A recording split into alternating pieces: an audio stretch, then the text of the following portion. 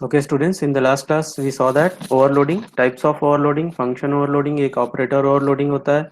Operator overloading हमने देखा हुआ था।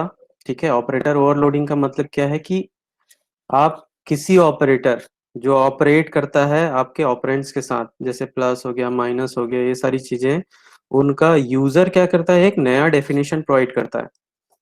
Apart from the built in definitions. Built in definition क्या है, जैसे माइनस को हम पता है कि भाई वो एक पर्टिकुलर वैल्यू को वो नेगेटिव करता है या सब्ट्रैक्ट करता है, प्लस क्या करता है, एक दो दो वैल्यूज को वो ऐड करता है। ठीक है, तो ये बिल्ट इन डेफिनेशंस हो गई उनकी। ठीक है, तो built in definitions, in built definitions हैं, उनके उनके बाहर उन सब चीजों को रीडिफाइन करना है। यूजर फिर से उनको डिफाइन करना करता है, रीडिफाइन करता है कि वो कुछ और भी करेगा, टास्क परफॉर्म करेगा। ठीक है, तो उसके इन बिल्ट फंक्शनैलिटी के अलावा हम उसको क्या दे रहे हैं, कुछ और फंक्शनैलिटी दे रहे हैं। तो उस वजह से हम उसको क्या बोलते हैं कि हम उसको ओवरलोड कर रहे हैं, एक्स्ट्रा टास्क प्रोवाइड कर रहे हैं। That is known as overloading. So operator overloading means providing extra task to that particular operator, plus minus multiplication whatever. ठीक है, इन दिस सिनेरियो क्या किया था हमने लास्ट क्लास में, हमने देखा था unary operator overloading, right. Unary operator overloading क्या होता है? यूनरी ऑपरेटर होता क्या है? Unary operator is a operator which operates on one operand. ठीक है, एक ऑपरेंड को यूज करता है वो। ठीक है, सो अगर हमको कोई, हमने क्या किया, हमने कोई वेरिएबल लिया x, और हमको क्या करना है, उस वेरिएबल को हमको नेगेटिव करना है। तो क्या करते हैं, हम वेरिएबल हमने लिया और उसके आगे हम जैसे x ले लिया, उसके आगे हम माइनस लगाते हैं, तो ये वेरिएबल जो होता है वो नेगेटिव हो जाता है, उसका साइन चेंज हो जाता है। ठीक है, सो ये है इसका इनबिल्ट डेफिनेशन।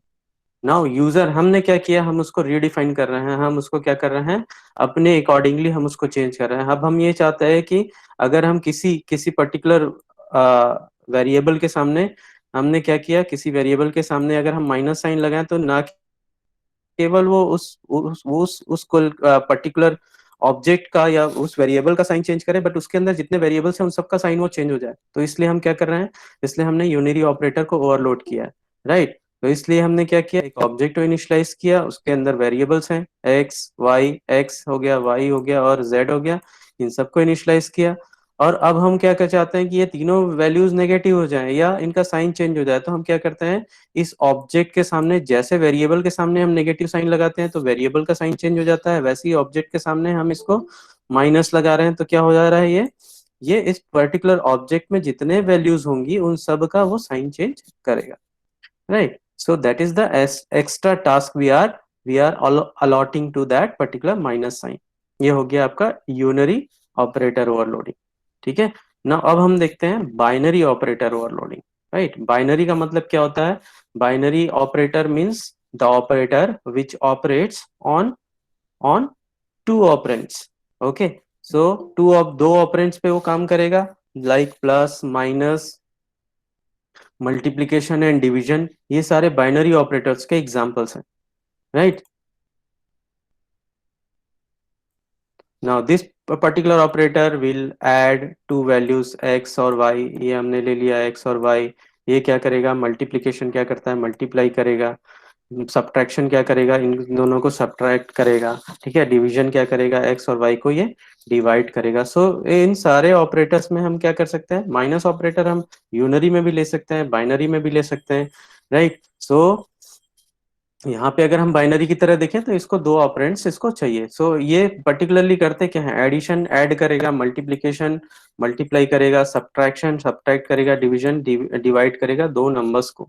ठीक है, ये इन सब की क्या है, इन बिल्ट डेफिनेशन है कि प्लस जहां आपने लिख दिया, आपको पता है कि आपके पास अगर टू वैल्यूज हैं तो वो उन दोनों को ऐड करने वाला है। ठीक है, we are talking about two values, we are talking about two variables. Now we are the user. We can redefine it, or we can provide the extra task to this operators, plus minus multiplication and division. Okay, extra task हम दे सकते हैं। अब हम इसको बोल सकते हैं कि आपको ये दो वेरिएबल्स तो आप ठीक है ऐड करते हो या सब्ट्रैक्ट करते हो, आपको अब क्या करना है, अकॉर्डिंग टू, है ना, अकॉर्डिंग टू माई एल्गोरिथम आपको चलना है। ठीक है, ये तो आप करोगे ही, वेरिएबल्स को ऐड करना है वो तो आप करोगे ही। अब मैं आपको रीडिफाइन कर रहा हूँ, मैं आपको ओवरलोड कर रहा हूँ, मैं आपको एक्स्ट्रा टास्क प्रोवाइड कर रहा हूँ। अब क्या करोगे आप, वेरिएबल्स को ऐड करने के साथ साथ आपको क्या करना है, ऑब्जेक्ट्स को भी ऐड करना है। ठीक है, ऑब्जेक्ट्स को ऐड करना है, इसका मतलब क्या है, उसके अंदर जो वैल्यूज हैं उन सबको ऐड करना है। So you will not be adding only to values, you will be adding two groups. एक ग्रुप क्या होगा, एक ऑब्जेक्ट होगा, दूसरा ग्रुप क्या हो जाएगा, दूसरा ऑब्जेक्ट हो जाएगा। ठीक है, सो एडिशन का हम इसमें देखते हैं। बाकी सारी चीजें वैसे ही हो जाएंगी। जैसे हमने क्या किया, हमने एक फंक्शन बना लिया। इनिशियली हम क्या करते हैं, जैसे सम फंक्शन हम बनाते हैं। सम फंक्शन बनाने के लिए हमको क्या चाहिए, सम फंक्शन का मतलब क्या है, प्लस एडिशन। तो ऐड हम करना चाहते हैं तो हमको क्या करनी चाहिए, दो इनपुट हमको चाहिए। तो यहाँ एक फर्स्ट इनपुट ए पास करेंगे, दूसरा इनपुट हम बी पास करेंगे। ठीक है, सो ये क्या करेगा, ये अल्टीमेटली क्या करेगा, ये दोनों वैल्यूज को वो ऐड करता है। अभी ये हम डिक्लेयर नहीं कर रहे हैं कि ये दोनों ऑब्जेक्ट है, नॉर्मली हम बात कर रहे हैं कि ये दोनों वेरिएबल्स हैं। तो दोनों वेरिएबल्स को हम पास करेंगे, और ये जो सम फंक्शन है वो क्या करेगा, इन दोनों को ऐड करके आपका रिजल्ट स्टोर करेगा सी में। नाउ इन सिंपल टर्म्स, ये पूरा का पूरा जो इक्वेशन है उसी को हम क्या कर सकते हैं, मॉडिफाई कर सकते हैं इस तरीके से। अल्टीमेटली करना क्या है हमको, ए और बी को हमको ऐड करना है, और हम क्या कर रहे हैं, रिजल्ट को हम सी में स्टोर कर रहे हैं। राइट, सी में हम स्टोर कर रहे हैं। A and b are two arguments used by this plus operator, okay, and after addition the result will be store in c. So basically यहाँ पे जो हम ओवरलोड करने वाले हैं वो किस ऑपरेटर को यूज करने वाले हैं, प्लस ऑपरेटर को यूज करने वाले हैं। सो बेसिक जो सिंटेक्स होता है वो ऐसे ही होता है कि आपका रिजल्ट रहेगा, और आपके पास है टू वैल्यूज हैं ए और बी, इन दोनों को आप प्रोवाइड करोगे प्लस ऑपरेटर को। ठीक है, कैसे प्रोवाइड करना है वो हम देखते हैं। ए और बी को आप प्रोवाइड करोगे, इन दोनों को प्लस ऑपरेटर क्या करेगा, ऐड करेगा, और रिजल्ट करेगा, स्टोर करेगा सी में। ओके, सो बाइनरी ऑपरेटर ओवरलोडिंग मेनली हम दो पार्ट्स में देखने वाले हैं। एक होता है आपका नॉर्मल, देखो, जब हम ओवरलोड कर रहे हैं ऑपरेटर को तो भी हम क्या कर रहे हैं, हम इस पर्टिकुलर फंक्शन के थ्रू कर रहे हैं। ऑपरेटर ओवरलोडिंग हम कर रहे हैं, बट ऑपरेटर ओवरलोडिंग में मतलब क्या हो रहा है कि आप क्या कर रहे हो, प्लस माइनस इन सब को आप क्या कर रहे हो, एक्स्ट्रा फंक्शनैलिटी दे रहे हो कि आपको ये टास्क करना है। बट वो करेगा कैसे, वो ये सब चीजों को इम्प्लीमेंट करेगा थ्रू फंक्शन। ठीक है, सो उसको हम बोलते हैं ऑपरेटर ओवरलोडेड फंक्शन। ठीक है, अब उस फंक्शन का क्या रहता है, सिंटेक्स क्या रहता है, ये रहता है कि जैसे हम अगर उसको बाहर डिफाइन कर रहे हैं, क्लास के बाहर डिफाइन कर रहे हैं, तो उसका नॉर्मल जो सिग्नेचर रहेगा वो कैसे रहेगा, रिटर्न टाइप, देन जिस क्लास को वो बिलोंग करता है वो स्कोप रेजोल्यूशन ऑपरेटर, देन ये आपका कीवर्ड रहेगा ऑपरेटर। उसी से पता चलेगा कि आप ऑपरेटर को ओवरलोड कर रहे हो इस फंक्शन में। नाउ जिस भी ऑपरेटर को आप ओवरलोड कर रहे हो उसका सिंबल हम यहाँ पे लिखेंगे, ऑपरेटर सिंबल, ये प्लस या फिर माइनस। ठीक है, या फिर आप डिवीजन करोगे या मल्टीप्लिकेशन करोगे, राइट। सो ये सिंबल यहाँ पे रहेगा, जिस भी सिंबल को आप ओवरलोड करोगे वो यहाँ पे आपको रहेगा। और आर्गुमेंट लिस्ट, अगर कोई आर्गुमेंट है तो वहां पे हम आर्गुमेंट लिस्ट में मेंशन करेंगे। ठीक है, तो this is the basic signature of any overloaded function, चाहे वो क्लास के अंदर आप डिफाइन करो या बाहर। बाहर डिफाइन करोगे तो ये चीजें यूज होंगी, अंदर डिफाइन करोगे तो आप क्या करोगे, member as a member function आप बना रहे हो और उसको डिफाइन भी अंदर ही कर रहे हो आप, तो ये पर्टिकुलर पोर्शन नहीं रहेगा बस। ठीक है, क्लास के बाहर अगर हम बनाएंगे तो ये आपका फंक्शन, ये क्लास नेम और इसको रेजोल्यूशन ऑपरेटर रहेगा। ठीक है, सो रिटर्न टाइप हमको जैसे हम बना रहे हैं, जो भी रिटर्न करेगा वो रहेगा, नहीं रिटर्न कर रहा है तो वॉइड रहेगा। ये क्लास नेम तो रहेगा जिस क्लास को बिलोंग करता है। ये ऑपरेटर कीवर्ड है, ये हमेशा रहेगा। Operator symbol, plus minus multiplication, जिस भी ऑपरेटर को आप ओवरलोड करोगे उसको हमको रखना है। आर्गुमेंट लिस्ट यहाँ पे रहेगा, उसके बाद जो भी आपको टास्क परफॉर्म करना है वो रहेगा यहाँ। उसी के अकॉर्डिंगली हमने यहाँ पे बनाया था, देखो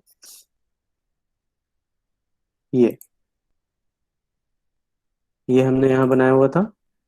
ठीक है, ये क्लास के अंदर ही डिफाइन है, इसलिए देखो ये टेस्ट और स्कोप रेजोल्यूशन ऑपरेटर हमने बना हटा दिया है। ठीक है, यहाँ पे अगर क्लास के बाहर डिफाइन करते तो यहाँ क्या आता, यहाँ पे आ जाता आपका टेस्ट, टेस्ट आ जाता है यहाँ पे, उसके बाद स्कोप रेजोल्यूशन ऑपरेटर, उसके बाद फिर यहाँ से चीजें कंटिन्यू होती।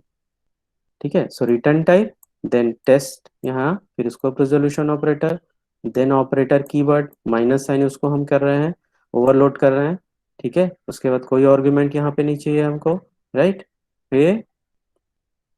फिर जो भी बॉडी है उसका हम उसको मेंशन करेंगे। देखो यहाँ पे माइनस टी हमने लिखा हुआ है, तो एज इफ ये क्या वर्क कर रहा है कि ये जो फंक्शन फंक्शन नेम क्या है यहाँ पे, लिसन वेरी केयरफुली, क्योंकि ये सारी चीजों पे ही डिपेंड करेगा आगे के प्रोग्राम्स, राइट। तो देखते जाओ, माइनस टी हमने लिखा हुआ है, इसका मतलब क्या है, माइनस ये है फंक्शन नेम, ठीक है। माइनस ये क्या है, फंक्शन नेम है माइनस, और टी आपका क्या है, ऑब्जेक्ट। टी क्या है, ऑब्जेक्ट, राइट।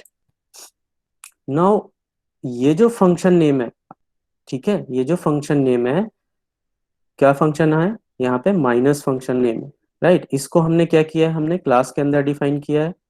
सो क्लास के अंदर डिफाइन किया है, इसका मतलब क्या है, ये मेंबर फंक्शन है।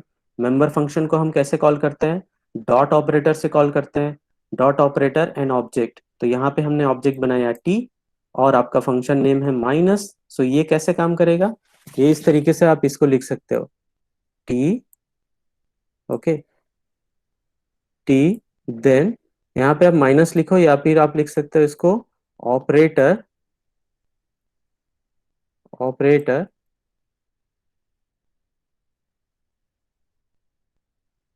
ऑपरेटर, देन माइनस, और उसके साथ आप क्या करो, कोई आर्गुमेंट आपको नहीं देना, ठीक है। सो ये माइनस टी का मतलब क्या है, कि टी इस ऑपरेटर माइनस फंक्शन को कॉल कर रहा है और कोई भी आर्गुमेंट नहीं दे रहा है, राइट।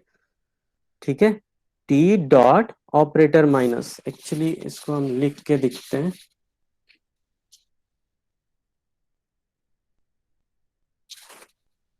यहाँ पे माइनस टी जो है,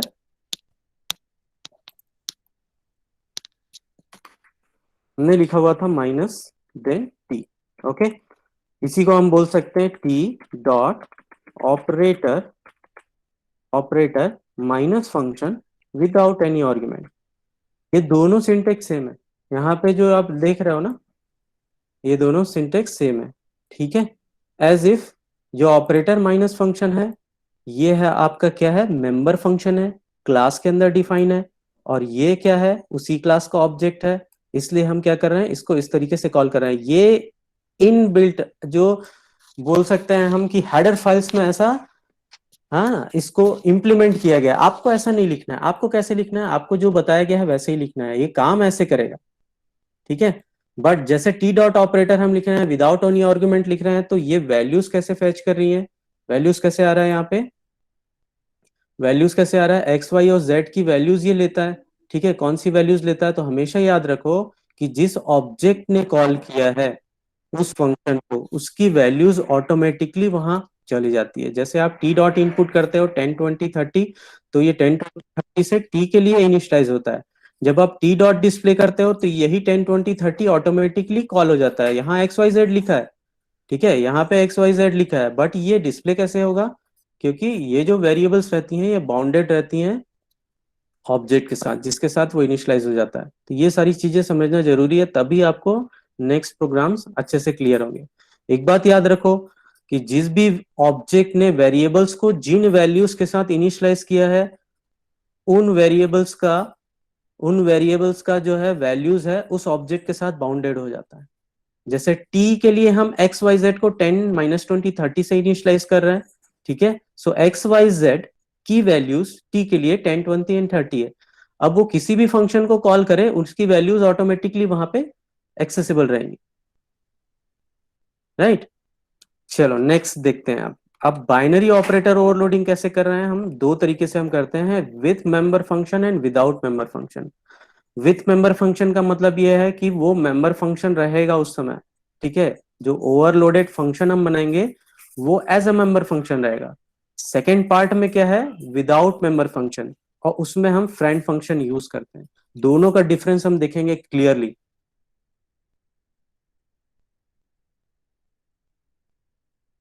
right. Very very very important one, इन दोनों प्रोग्राम्स में से एक प्रोग्राम आपको कंफर्म आएगा, binary operator overloading, either normal one और using friend function. So clearly understand this, you can directly implement this program in your exam. Okay, so here binary operator overloading. Binary operator overloading. Listen, read this sentence. Write a C++ program to add two complex numbers. Complex number क्या होते हैं? X plus J, okay, J Y. कभी कभी exam में directly ये बोल देता है कि ऑपरेटर ओवरलोडिंग के लिए आप कॉम्प्लेक्स नंबर को एडिशन को आप शो करो. ठीक है, तो ये हम डायरेक्टली इसी कॉम्प्लेक्स नंबर के रिस्पेक्ट में इसको देखते हैं. ठीक है, एक्स प्लस जे वाई ये आपका कॉम्प्लेक्स नंबर होता है. ओके, नाउ ये क्या बोल रहा है? Write a C plus plus program to add two complex numbers. Two complex number, एक होगा आपका x1 y1 ले लेते हैं, दूसरा यहाँ पे हो जाएगा आपका x2 प्लस जे y2. Okay, y2. और इनको जब आप ऐड करोगे तो थर्ड एडिशन क्या होगा? x3 रिजल्ट आएगा इसका, x3 plus J and y3. ठीक है, तो ये हमको क्रिएट करना है. x1 y1 किसके पास रहेगा? ये आपके पास ऑब्जेक्ट 1 के पास रहेगा. ये x2 y2 किसके पास रहेगा? ऑब्जेक्ट 2 के पास रहेगा ये. और x3 y3 किस में सेव होगा? ये आपके ऑब्जेक्ट नंबर 3 में सेव होगा. तो इस तरीके से ये आउटलाइन है आपके प्रोग्राम का. ठीक है, सो हमको इनिशियलाइज करना है. क्या करना है हमको? ऑब्जेक्ट 1 के लिए हमको x1 और y1 को इनिशियलाइज कर देना है. ऑब्जेक्ट 2 के लिए हमको x2 और y2 को इनिशियलाइज कर देना है.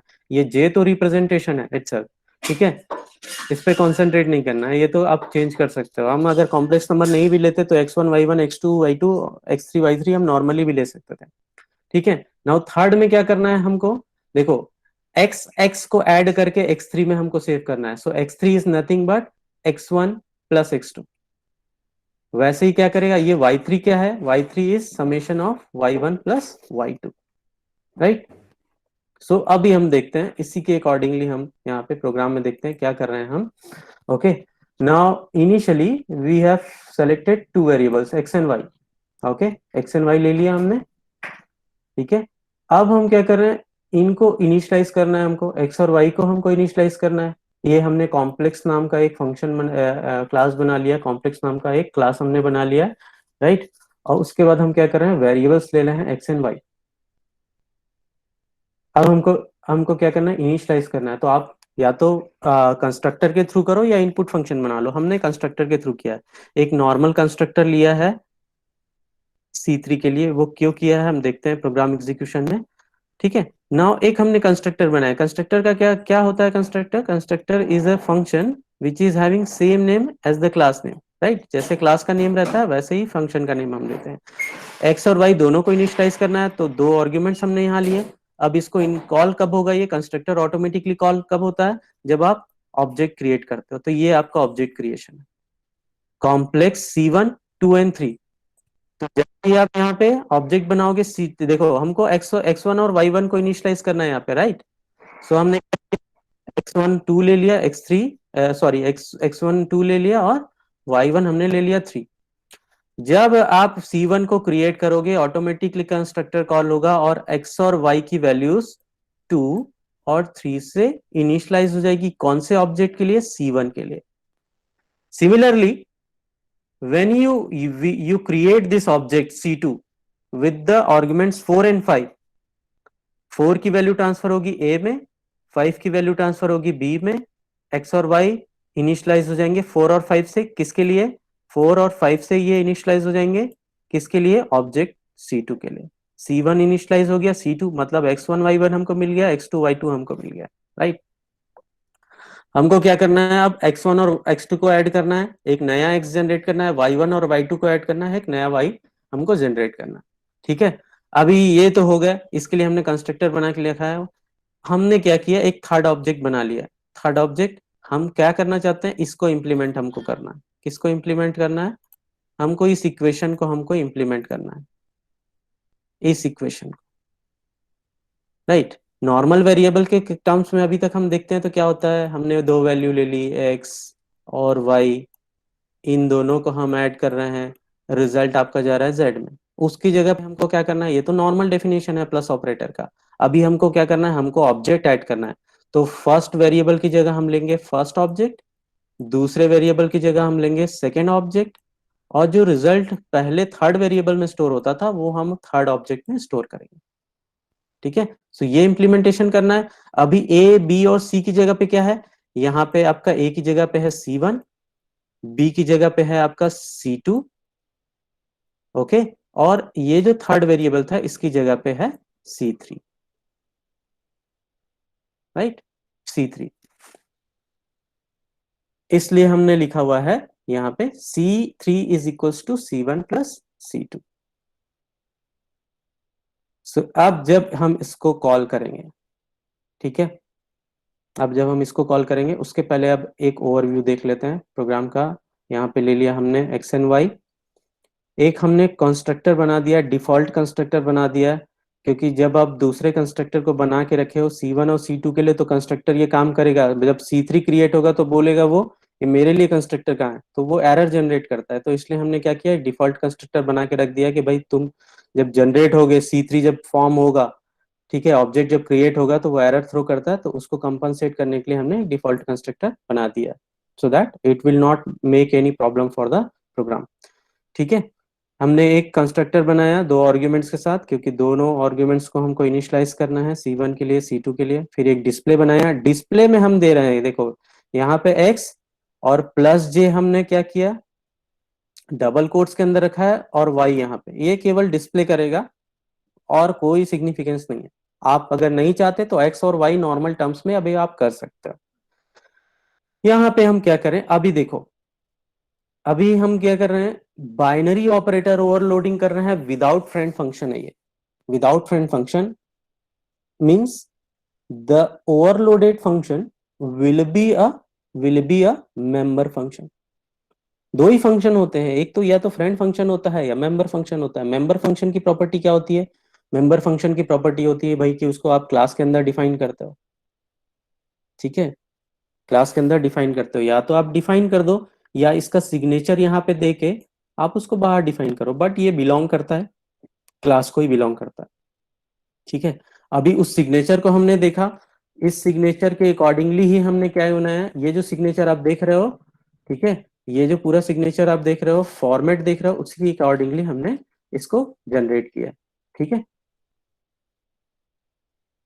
क्या किया हमने, रिटर्न टाइप हमने लिया, क्यों लिया, एक एक चीज हम देखते हैं, नो इश्यूज।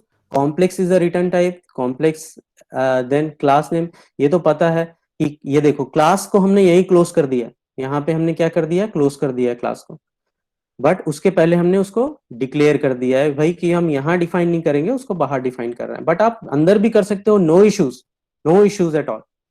हमने क्या किया, उसको बाहर डिफाइन कर दिया, राइट।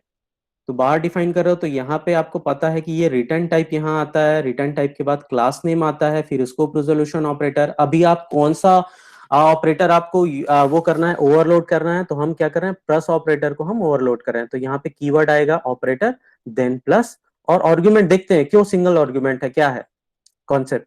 ओके, उसके बाद हम क्या कर रहे हैं, यहाँ पे हम क्या कर रहे हैं, एक नया एक ऑब्जेक्ट बना रहे हैं, यहाँ पे नया ऑब्जेक्ट बना रहे हैं, नया ऑब्जेक्ट हम बना रहे हैं, इसका मतलब क्या है, ये भी, और इस ऑब्जेक्ट के पास भी एक्स और वाई हो गया अब।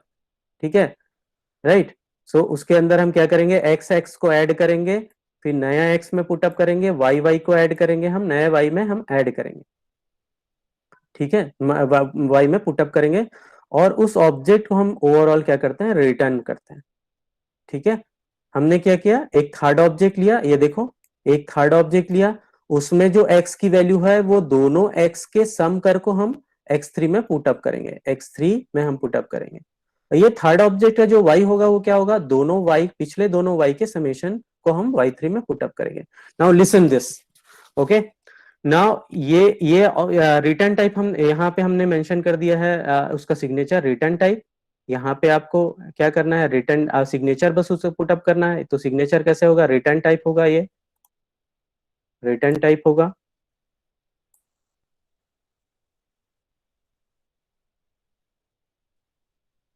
जिनको समझ में आ रहा है अच्छी बात है, मैं बार बार वही चीजों को रिपीट कर रहा हूँ। सिग्नेचर में क्या होता है, ये अंदर जब आप डिक्लेयर करते हो ये दोनों का रिक्वायरमेंट नहीं है, राइट, तो इन दोनों को बस हटा दो, तो यहाँ क्या आएगा, complex, then operator, plus and complex c. Now ये एक ही आर्गुमेंट क्यों ले रहा है, ठीक है, और ये काम कैसे कर रहा है इसको हम देखते हैं।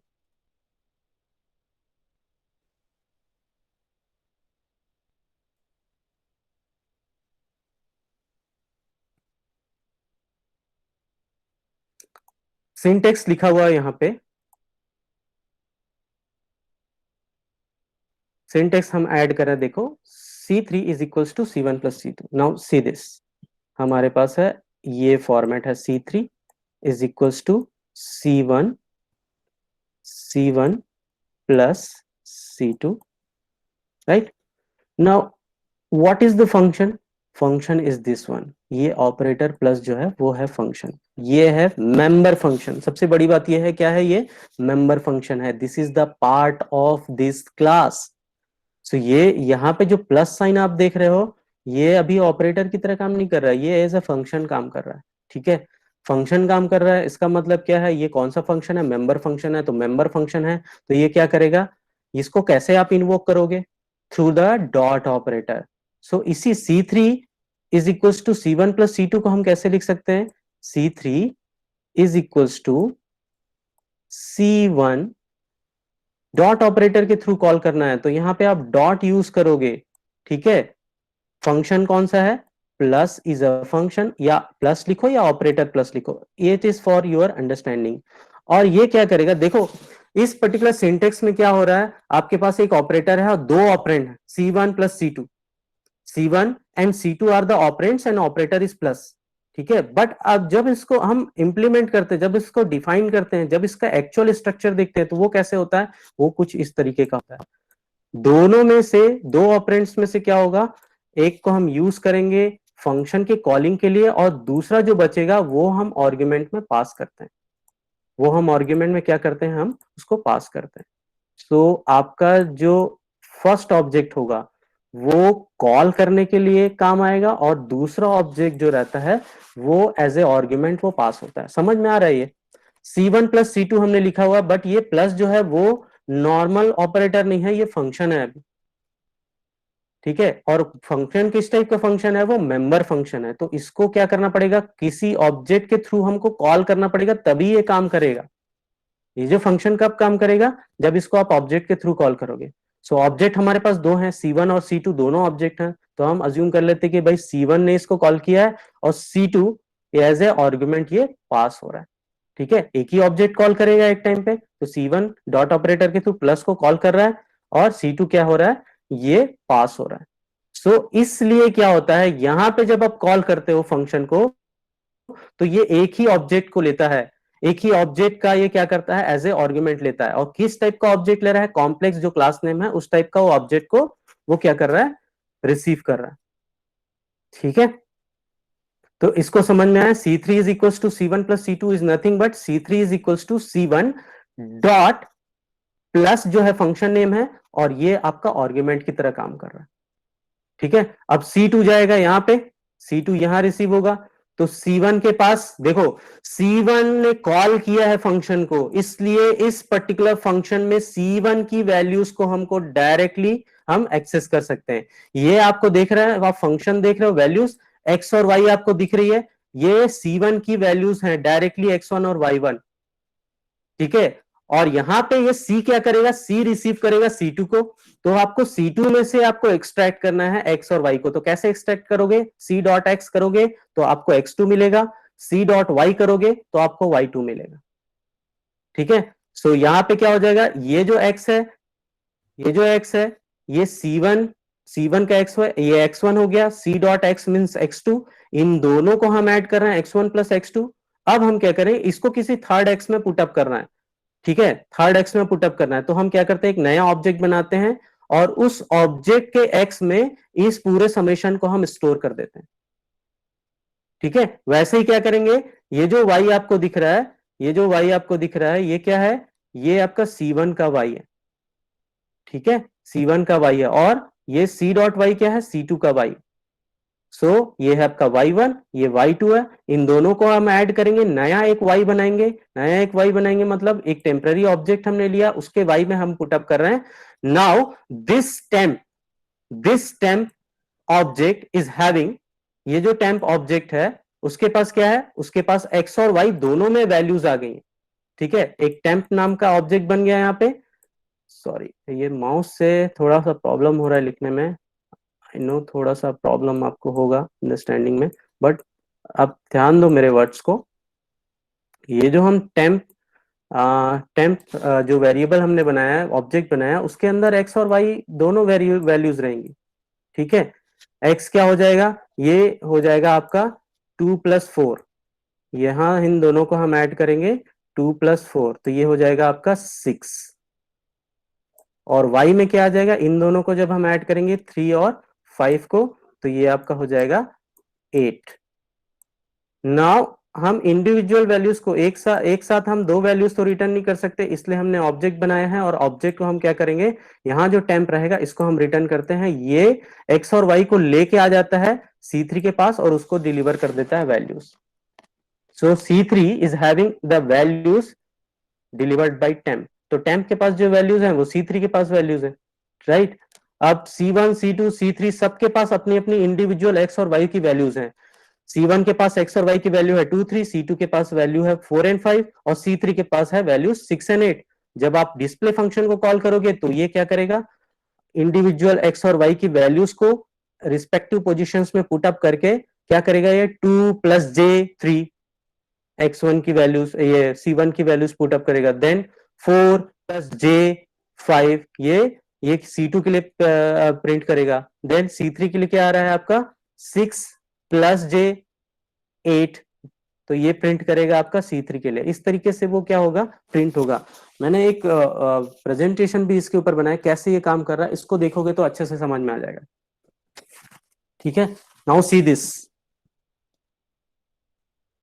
Is your operator function.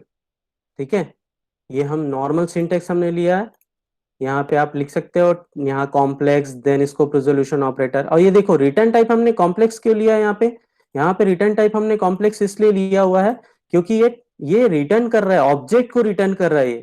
Calling environment में ऑब्जेक्ट को वो वापस रिटर्न कर रहा है, इसलिए हमने रिटर्न टाइप लिखा है कॉम्प्लेक्स। किस टाइप की वैल्यू रिटर्न करता है, एक टेम्प टाइप की। टेम्प किसका टाइप है, कॉम्प्लेक्स टाइप का है, इसलिए रिटर्न टाइप है उसका कॉम्प्लेक्स है।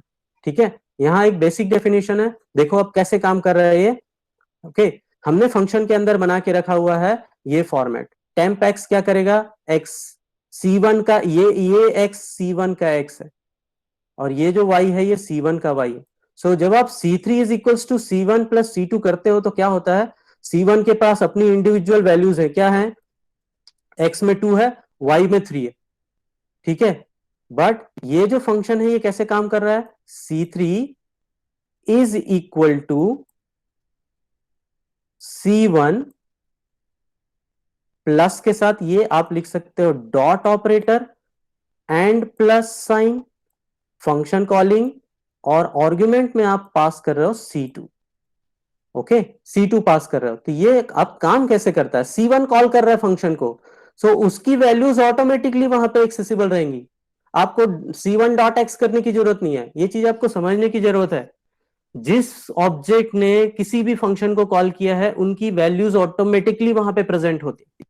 तो C1 ने कॉल किया है तो डायरेक्टली ये x और y लिखोगे आप, तो C1 का x जो 2 है और C1 का y जो 3 है वो ऑटोमेटिकली प्रेजेंट रहेंगे। अब C2 की वैल्यूज जाएंगी कैसे, तो उसको हम पास कर रहे हैं C2 के वैल्यूज को एज ए आर्गुमेंट। ठीक है, तो C2 के पास 4 और 5 है। ठीक है, ये हमने पास किया, तो देखो ये क्या कर रहा है, ये जा रहा है आपके C में। अब C के पास क्या है, अपना x और y का एक ब्लॉक है। ठीक है, यहाँ पे x है, यहाँ पे y है, x में है आपके पास 4 और y में है आपके पास 5। तो इनको हमको क्या करना पड़ेगा, एक्सट्रैक्ट करना पड़ेगा, इसलिए हम क्या करते हैं C.x करते हैं। C.x आपको देगा 4 और C.y आपको देगा 5, right.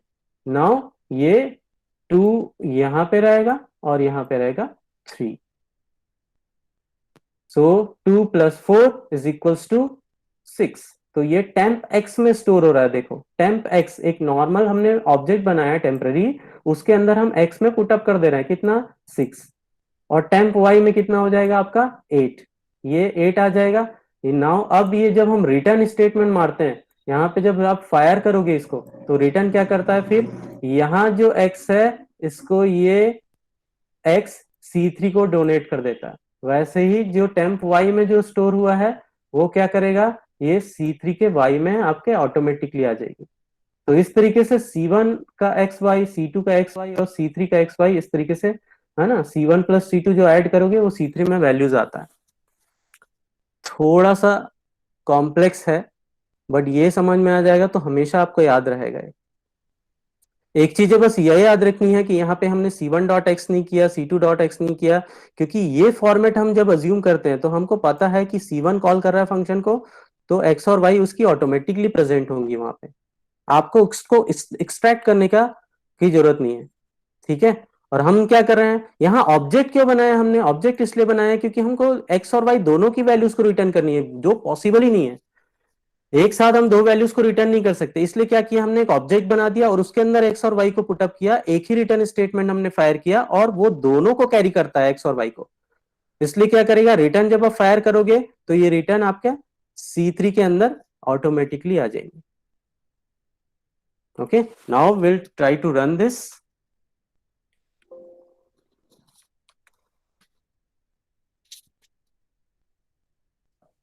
We'll try to run this one.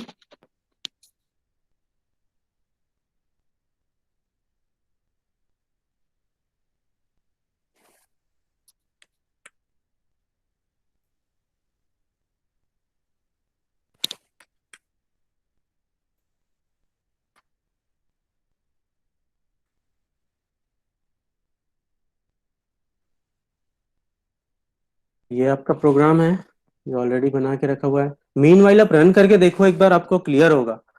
ठीक है, रन करके देखो, कमेंट बॉक्स में मुझे कमेंट करो whether you are able to perform it और नॉट। इसमें सबसे मिसिंग पॉइंट क्या है, आप मिस करोगे, मिस कर सकते हो, वो यही पॉइंट है। एक हमको डिफॉल्ट कंस्ट्रक्टर बना के रखना है। ठीक है, क्यों बना के रखना है, इसको जब आप हटा दोगे तो C3 के कंपाइलेशन में प्रॉब्लम होता है। ठीक है, C3 जब आप क्रिएट करते हो तो प्रॉब्लम होता है, इसलिए हमने क्या किया, उसके लिए डिफॉल्ट कंस्ट्रक्टर हमने बना के रखा है। बस ये पॉइंट मिस नहीं करोगे तो प्रोग्राम इजीली रन होगा। कंट्रोल F9 करते हैं, ये आपको वैल्यूज दिखा रही है। 2+4 = 6 एंड 3+5 = Z। ये कॉम्प्लेक्स केवल एक रिप्रेजेंटेशन है, केवल डिस्प्ले फंक्शन की देन है ये, राइट। अगर आप उसको यूज नहीं भी करोगे तो भी चल जाएगा। I hope you are getting this very important concept students. ठीक है, इसमें और फ्रेंड फंक्शन में है ना ज्यादा डिफरेंस नहीं है।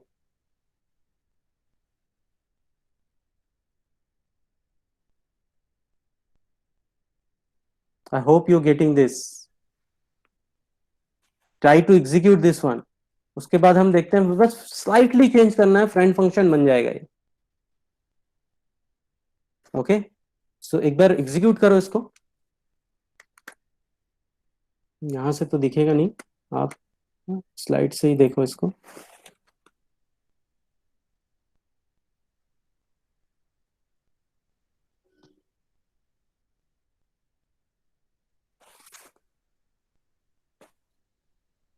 I hope it is visible clearly, right. Font size छोटा तो नहीं हो गया, चलेगा, विजिबल है।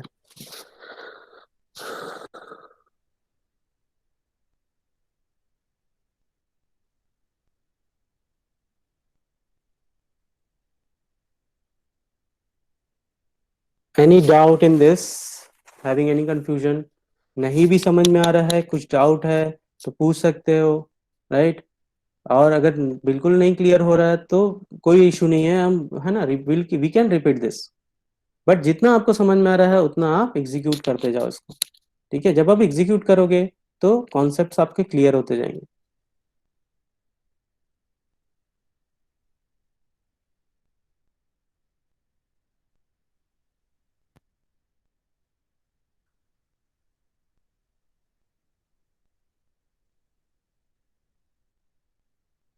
ऑब्जेक्ट इनिशियलाइजेशन के लिए हमने क्या किया है, हमने कंस्ट्रक्टर यूज किए हैं। कंस्ट्रक्टर आप नहीं यूज करना चाहते, you can define your own function, input function और get data function, through that you can initialize this.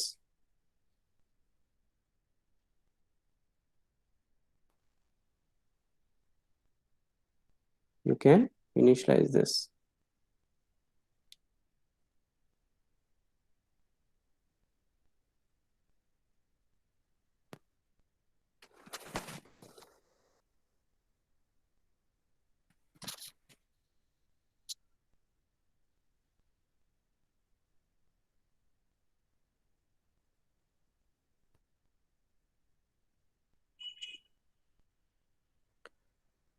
चलो ठीक है, काफी सारे स्टूडेंट्स ने आई थिंक कर लिया है।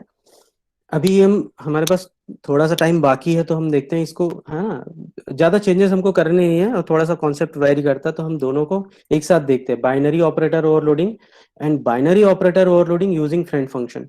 तो फ्रेंड फंक्शन और इस पर्टिकुलर प्रोग्राम में और फ्रेंड फंक्शन के प्रोग्राम में डिफरेंस क्या होगा, देखो। फ्रेंड फंक्शन क्या होता है? Friend function is a function which is not a part of the class, right. इसमें क्या है, यहाँ पे जब आप क्लास, यहाँ पे जब आप ले रहे हो, यहाँ पे जब आप ओवरलोडेड, इसी से यही हमारा मेन पॉइंट ऑफ कंसंट्रेशन है, राइट। ये जो फंक्शन है यही मेन है। अभी इस फंक्शन को क्या बनाया हमने, मेंबर फंक्शन बना दिया। नेक्स्ट प्रोग्राम में इसको हम फ्रेंड फंक्शन बनाने वाले हैं। तो दोनों में डिफरेंस क्या होगा? दोनों में डिफरेंस ये होता है भाई, फ्रेंड फंक्शन को आप जब बनाते हो यहाँ पे, तो यहाँ पे आपको लिखना पड़ता है फ्रेंड। यहाँ पे आप क्या लिखोगे जब आप उसको डिक्लेयर करोगे? तो यहाँ पे आप लिखोगे उसको फ्रेंड, राइट। फ्रेंड लिखोगे यहाँ पे, ठीक है। यहाँ पे आपको फ्रेंड लिखने की जरूरत नहीं है। दूसरी चीज ये कि जब आप उसको कॉल करते हो, तो आप उसको कॉल ऐसे नहीं कर सकते, डॉट ऑपरेटर के थ्रू आप उसको कॉल नहीं कर सकते। तो डॉट ऑपरेटर के थ्रू कॉल नहीं करते तो कैसे करते हैं? डायरेक्टली आप फंक्शन का नेम मेंशन करते हो, फंक्शन का नेम। यहाँ पे फंक्शन क्या है? ये जो प्लस है ये फंक्शन है यहाँ पे, ठीक है। और वो किसी क्लास को बिलोंग नहीं करता है, तो वो ऑब्जेक्ट के थ्रू कॉल नहीं होगा। ऑब्जेक्ट के थ्रू कॉल नहीं होगा मतलब इनिशियली जो हम अभी तक देखते आ रहे थे कि C1 then dot then plus then C2,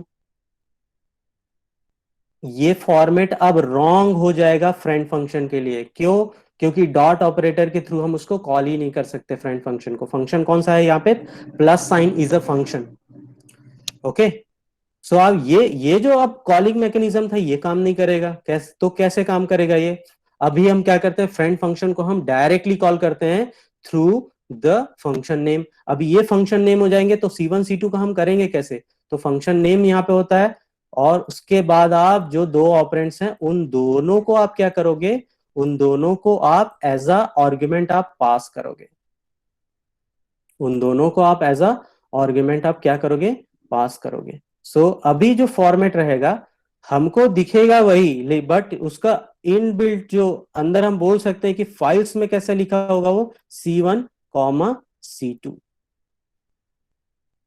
सो पहले ये फॉर्मेट था, right. C1 then dot then plus, और आर्ग्यूमेंट में C2 एक ऑब्जेक्ट की तरह काम कर रहा था जो फंक्शन को कॉल कर रहा है, दूसरा आर्ग्यूमेंट की तरह काम कर रहा था। बट यहाँ पे क्या होगा, आप फ्रेंड फंक्शन को आप डॉट ऑपरेटर के थ्रू आप कॉल नहीं कर सकते। क्यों कॉल नहीं कर सकते? Because it is not a part of that class. So हम क्या करते हैं, हम उसको डायरेक्टली फंक्शन नेम से कॉल करते हैं। फंक्शन नेम क्या है यहाँ पे? Operator plus. तो ऑपरेटर प्लस हमने यहाँ लिख दिया। अब C1 C2 क्या होगा, उनका यूज क्या हो? तो दोनों चले जाएंगे आर्ग्यूमेंट साइड पे। सो C1 एंड C2 ये दोनों आर्ग्यूमेंट बन जाएंगे अब, ठीक है। अब दोनों आर्ग्यूमेंट यहां बन जा रहा है, तो यहां चेंजेस आएंगे। अब क्या चेंज आएगा यहाँ पे? It is passing two arguments, तो we have to receive two arguments here, right. So आप क्या करोगे यहाँ पे?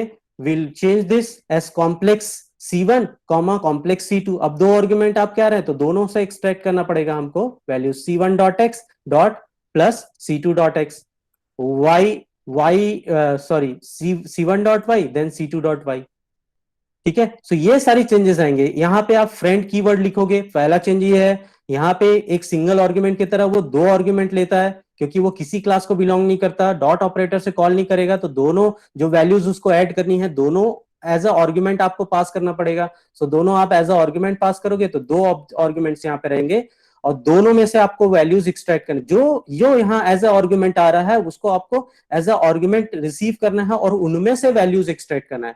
पहले हमको C मिल रहा था, तो C में से हम X को एक्सट्रैक्ट कर रहे थे, C में से Y को एक्सट्रैक्ट कर रहे थे। अभी हमको C1 C2 दोनों मिलेंगे, तो दोनों में से हमको X और Y एक्सट्रैक्ट करना पड़ेगा। तो क्या करेंगे हम?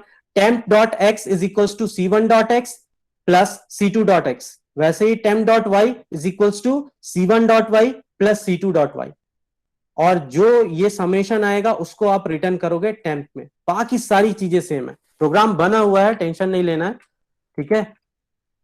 Binary operator overloading using friend function. Friend function may be used in place of member functions to overload binary operators. Binary operator को overload करने के लिए आप friend function को भी आप use कर सकते हो, ठीक है। A friend function requires two arguments. दो arguments क्यों जरूरी है? क्योंकि दो values आपको ऐड करनी है, वो किसी क्लास को बिलोंग नहीं करता, इसलिए वो उसको सारी चीजें इनपुट में चाहिए, जितने भी वैल्यूज आपको ऐड करना है सबको एज ए आर्ग्यूमेंट आपको देना पड़ेगा, ठीक है।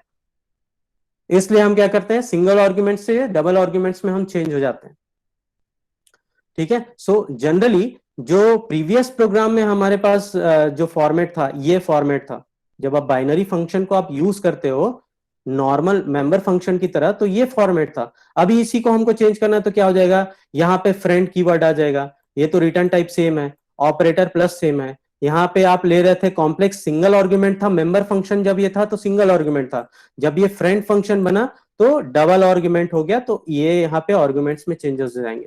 तो यहां से जो ट्रांजिशन ले रहे हैं हम without friend function to using friend function, इसमें ये चेंजेस हो जाएंगे, एक आपका फ्रेंड का कीवर्ड लग जाएगा और नंबर ऑफ आर्ग्यूमेंट्स बढ़ जाएंगे। सो आपका जो फाइनल प्रोग्राम हो जाएगा वो ही हो जाएगा। Okay, we have at least 5 minute times, तो आप डायरेक्टली चेंज करो और एग्जीक्यूट करो, ठीक है। ये फ्रेंड कीवर्ड हमने यहाँ चेंज किया, एग्जिस्टिंग प्रोग्राम है आपके पास, कुछ भी नहीं करना है, यहाँ पे बस फ्रेंड कीवर्ड ऐड करना है, ठीक है। और यहाँ पे स्कोप रिजोल्यूशन ऑपरेटर हटा देना है, स्टूडेंट्स ध्यान रखो, स्कोप रिजोल्यूशन ऑपरेटर और क्लास नेम हमको हटा देना है। क्यों हटा देना है? क्योंकि वो इस क्लास को बिलोंग नहीं करता है, ठीक है। और एक चीज और मिसिंग है,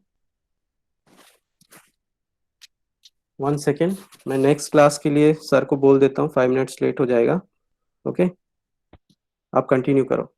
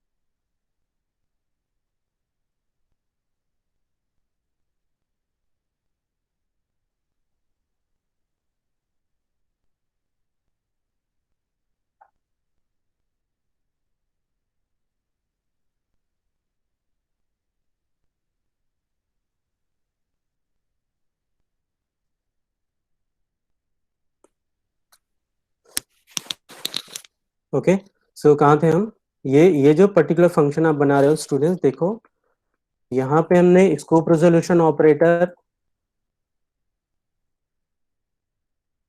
जिनको समझ में आ रहा है अच्छी बात है, नहीं समझ में आ रहा है तो सुनो ध्यान से, ठीक है। यहाँ पे स्कोप रेजोल्यूशन ऑपरेटर और क्लास नेम हमने लिखा हुआ है, बट सेम इसी पोजीशन पे यहाँ जाएंगे तो वो चीजें मिसिंग है। क्यों? क्योंकि ये जो फंक्शन है ये अब फ्रेंड फंक्शन बन चुका है, फ्रेंड फंक्शन किसी क्लास को बिलोंग नहीं करता है, तो इसलिए हम वहां पे कॉम्प्लेक्स और जो स्कोप रेजोल्यूशन ऑपरेटर है वो हम यूज नहीं करेंगे। ओके, यहाँ पे जो हमने लिखा हुआ था वो अब नहीं रहेगा। क्यों? क्योंकि ये फ्रेंड फंक्शन बन चुका है जो इस क्लास को बिलोंग नहीं करता है, ये इसका फ्रेंड है बस, ठीक है। और एक चीज मिसिंग है यहाँ पे, इसको क्लास को यहाँ पे क्लोज करना है आपको, ठीक है। आई थिंक शायद फॉन्ट साइज की वजह से वो हाइड हो गया होगा।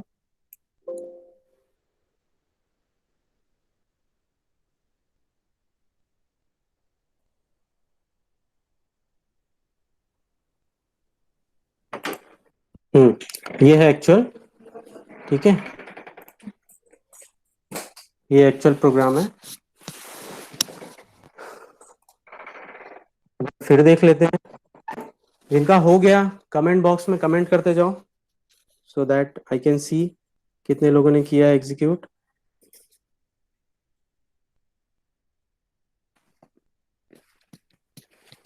ओके, देखो क्या किया हमने, फिर से वही है ना प्रोग्राम। तीन ऑब्जेक्ट हमने बनाए। C1 में इनिशियलाइज किया वैल्यूज को, C2 में इनिशियलाइज किया थ्रू द कंस्ट्रक्टर। डिस्प्ले करने के लिए एक फंक्शन है, और जो ऑपरेटर है उसको हमने फ्रेंड फंक्शन बना लिया है। ठीक है।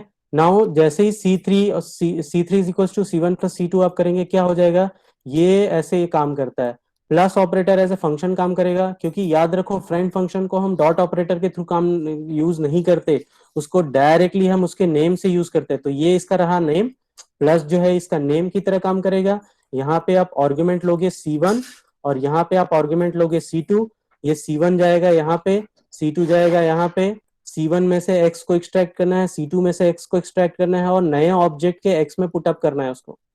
वैसे ही क्या करें हम, C2 में से फिर x को लेंगे, C1 में से y को लेंगे, C2 में से y को लेंगे, और एक नए ऑब्जेक्ट के y में उसको पुटअप करेंगे। ठीक है। अब टेम्प एक ऑब्जेक्ट हो गया जिसके पास अपना एक्स एंड वाई है, उसको हम रिटर्न करेंगे डायरेक्टली, वो C3 के पास आ जाएगा। इस तरीके से हम C1 और C2 के एक्स और एक्स को ऐड करके C3 के एक्स में पुटअप कर देंगे। और हम क्या कर रहे हैं, C1 और C2 के वाई को लेके हम क्या कर रहे हैं, एक नया वाई जनरेट कर रहे हैं। ठीक है। चेंजेस प्रीवियस प्रोग्राम से और इस प्रोग्राम में बस यहाँ पे आता है friend keyword, very important one इन दोनों प्रोग्राम्स, ये दोनों प्रोग्राम इंपॉर्टेंट है। ठीक है। यहाँ पे आएगा चेंज, और यहाँ पे आएगा नंबर ऑफ आर्ग्यूमेंट्स, और इसको प्रोजोल्यूशन ऑपरेटर के साथ ये क्लास नेम हट जाएगा। ठीक है।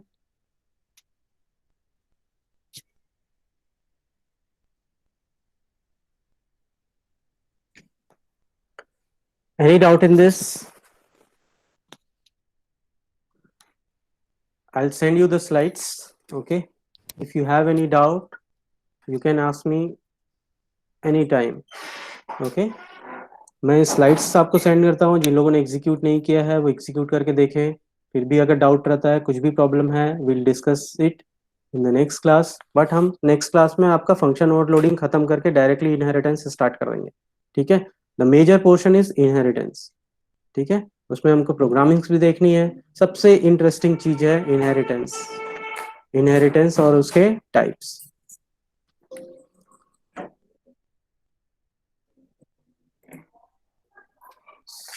So students will wind up the session. Okay. Try executing this and try understanding this. Okay. Thank you for joining. We'll meet again in the next class.